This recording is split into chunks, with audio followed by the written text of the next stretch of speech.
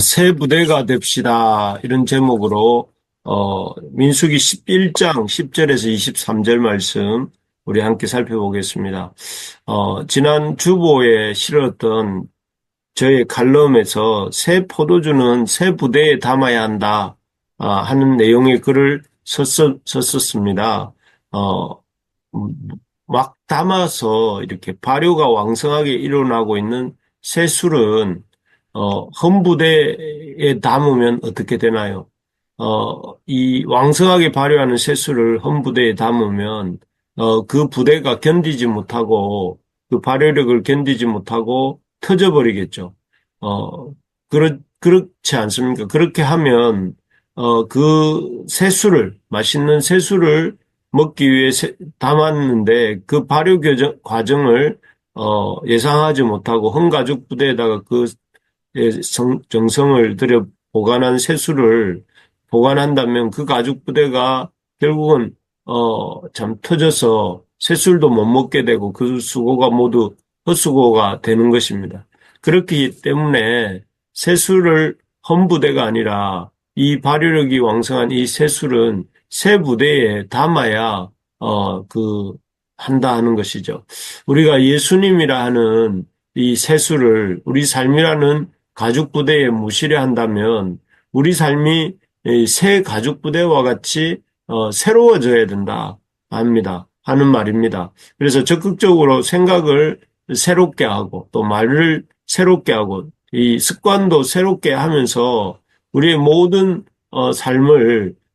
삶의 양식을 새롭게 말도 행동도 이런 삶의 습관도 새롭게 해야 하는 것입니다. 그렇게 할 때 새술이신 예수님을 모셔드린 우리 삶이 새술이 되시는 예수님을 담고 살아갈 수 있게 되는 것입니다. 바라기는 이 봄이 시작되고 있는 이 찬란한 4월에 우리 우리가 교회 이전도 새롭게 했는데 이를 계기로 우리 모든 부르심의 가족들의 삶의 생각과 또 말과 행동이 새로워지기를 진심으로 축복합니다.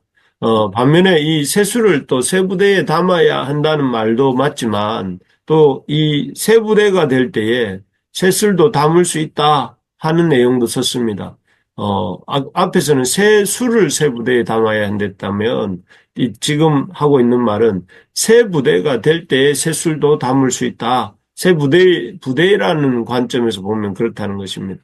새 술을 새 부대에 담는다는 것은 예수님께 내 삶을 맞추고 변화시켜 가야 한다는 것을 강조한 것이라면, 새 부대가 될 때 새 술을 담을 수 있다 하는 말은 먼저 우리의 삶이 새로워지게 될 때, 새술이신 주님께서 우리를, 통해 일하실 수 있다 하는 것이죠. 즉, 우리 삶이 또 삶에 임하는 우리의 태도가 이렇게 태도와 말과 자세가 새로워질 때에, 그 주님의 그 역사심도 우리가 보게 된다 하는 것입니다. 오늘 본문에 나오는 모세가 그것을 잘 보여줍니다. 오늘 본문의 모세는 읽으신 것처럼 이스라엘 백성들 때문에 너무나 힘든 가운데 있었습니다. 우리가 어제 저녁에도 본 것처럼 이스라엘 백성은 과거 애굽에서 노예 생활을 하던 때를 그리워하고 있었습니다. 그러면서 그때 참 어쩌다 한 번씩 얻어먹었던 파, 부추, 수박, 마늘 등과 같은 이 애굽의 음식들을 그리워하면서 그때 이 참 먹었던 그러한 음식들을 얘기하면서 지금 광야에서는 그것을 못 먹는다고 하면서 앞에서 본 그 10절에 보면 각기 자기 장막 문에 서서 울고 있었습니다. 참 울고 있는 그 모습을 볼 때에 참 하나님과 모세의 마음이 이렇게 너무 좋지 않았습니다. 여호와의 진노가 심히 크고 모세도 기뻐하지 않았다고 이 성경이 기록하고 있습니다.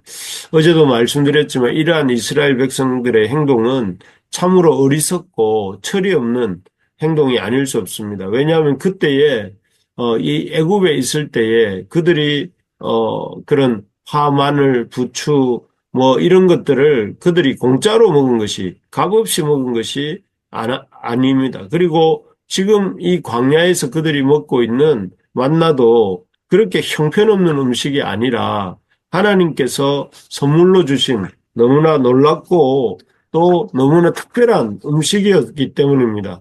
그래서 그 어떤 인류도 경험한 적이 없었던 하나님의 이 보호하심과 공급하심을 경험하고 있으면서도 당연히 그러면 그 애굽의 힘든 노예 생활로부터 건져주시고 또 이렇게 일하지 않아도 먹을 수 있는 그런 환경을 허락해 주시고 그들을 날마다 구름 기둥과 불 기둥으로 인도하고 계시는 그 하나님을 생각한다면 그들이 당연히 보여야 될 반응은 감사해야 되는데 하나님께 감사하고 또 감사하는 마음을 가져야 되는데 오히려 그들은 하나님과 또 모세에게 불평을 쏟아내면서 절망하면서 우리가 고기를 먹고 싶다고 울고 있는 참 이들의 모습이야말로 그냥 참 어리석고 철이 없는 모습이다 하는 생각이 듭니다. 이렇게 백성들의 어리석고 철없는 모습을 보면서 모세는 그들의 지도자로서 극심한 스트레스를 받게 됩니다. 그렇습니다. 백성들이 잘할 때 지도자가 기쁨이 있고, 또 백성들이 잘 못할 때 그 몫은 또 힘든 마음의 몫은 다 지도자의 몫이죠. 그 스트레스가 얼마나 컸던지 14절에 보면, 나는 내가 이 책임이 심히 중하여서 이 백성을 감당할 수 없다. 이렇게 말을 하고, 말을 합니다. 그리고 또 15절에서는 참, 자기를 차라리 죽여서 이 고난당함을 보지 않게 해달라고 기도합니다. 정말, 그렇게나 하나님께서는 참으로 많은 이적들, 출애굽 직전에 10가지 이적을 포함해서 홍해가 갈라진 이적, 또 구름 기둥과 불 기둥의 기적, 또 만나의 기적 등을 통해서 많은 하나님의 놀라운 능력을 이렇게 보여주셨음에도 그 하나님의 능력을 믿지 못하고 감사할 줄 모르고 하나님과 또 이 모세를 하나님이 세우신 모세를 원망하는 이스라엘 백성들을 보면서 아마 그런 생각이 든 것 같습니다. 과연 이들이 변할 수 있을까? 그리고 내가 이들의 필요를 과연 계속해서 더 채울 수 있을까? 하는 이런 생각을 하면서 모세는 극도의 스트레스와 또 이렇게 낙심, 이런 것들을 느꼈던 것 같습니다. 참, 그런 낙심에 대해서 과거 이 모세의 생활 방식이라면 흥분하고 혈기를 부렸어야 마땅한데 오늘 본문에 보면 그런 모세는 그런 반응을 보인 것이 아니라 이런 이 백성들의 참 어리석은 고집 앞에서 오히려 참 새로운 사람의 모습을 보여줍니다. 그가 보여준 새로운 사람의 새로운 부대의 모습은 무엇이냐면 첫째가 이 자신의 답답한 마음을 하나님께 쏟아놓고 있는 모습입니다. 우리 11절, 12절을 제가 한번 읽어드리겠습니다. 모세가 여호와께 여짜오되 어찌하여 주께서 종을 괴롭게 하시나이까? 어찌하여 내게 주의 목전에서 은혜를 잊게 아니하시고 이 모든 백성을 내게 맡기사 내가 그 짐을 지게 하시나이까? 이 모든 백성을 내가 배웠나이까? 내가 그들을 낳았나이까? 어찌 주께서 내게 양육하는 아버지가 젖 먹는 아이를 품듯 그들을 품에 품고 주께서 그들의 열조에게 맹세하신 땅으로 가라 하시나이까? 이렇게 나오고 있습니다. 참 여기 보면 이 모세가 자신의 그 속상한 마음을 하나님께 있는 그대로 길게 또 소상하게 다 아뢰고 있는 것을 볼 수가 있습니다. 모세는 이렇게 모든 것을 다 그만두고 싶은 정도로 힘든 상황에서 또 그 힘든 것들을 이 옛날처럼 흥분하여서 혈기를 부리면서 이렇게 대응하는 것이 아니라 하나님 앞에 나와서 하나님 앞에 이 문제에 대해서 소상히 털어놓고 또 기도하고 있는 이런 모습입니다. 그리고 이런 모습을 통해서 모세는 이 힘든 상황들을 풀어나가기 시작하는데요. 정말 그렇습니다. 참으로 참 이 모세의 새로워진 삶의 모습은 어려움을 당할 때 그 어려움을 인간적인 방법으로 해결하려고 하는 것이 아니라 그 어려움을 하나님께 들고 나가서 하나님께 말씀드리고 하나님의 도우심을 구하는 것이 모세의 새로운 삶의 방식이었습니다. 그래서 그런 새로운 삶의 방식으로 임한 결과 이 모세는 백성들의 이런 욕구도 채울 뿐만 아니라 하나님 앞에서 더욱더 이 문제를 통해서 성장하는 계기를 갖게 됩니다. 여러분, 우리도 살다 보면 모세하고 같지는 않겠지만 포기하고 싶을 정도로 힘들고 답답한 문제가 있습니다. 그럴 때 우리가 어떻게 하는 것이 세수를 담을 만한 세 부대의 모습이겠습니까? 그 모습은 바로 혼자 하나님 앞에 끙끙 앓고 있는 것이 아니라 우리의 마음을 기쁘게 들으시는 또 그리고 그 우리에게 들으신 말씀, 들으신 말씀대로 우리에게 이루어 주시는 그 하나님을 신뢰하고 하나님의 도우심을 구하면서 하나님께 이 우리의 문제를 올려드릴 수 있기를 바랍니다. 그렇게 할 때 하나님께서는 우리의 기도를 들으시고 또 우리의 쏟아놓는 그 마음을 아시고 그 문제도 이렇게 하나님께서 풀어가시는 것입니다.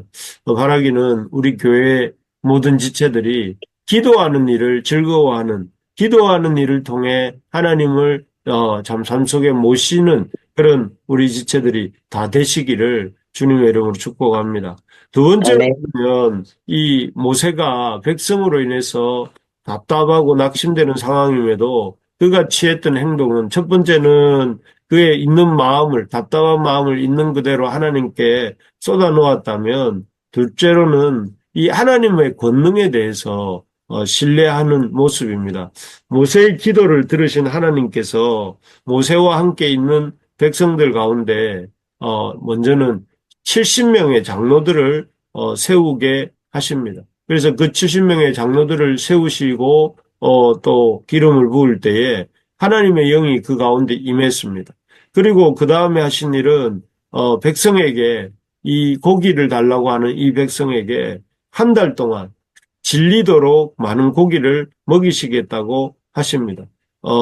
참, 이 일은 어떻게 가능하겠는가 하면서 모세가 속으로 하나님에 대한 의문을 품습니다.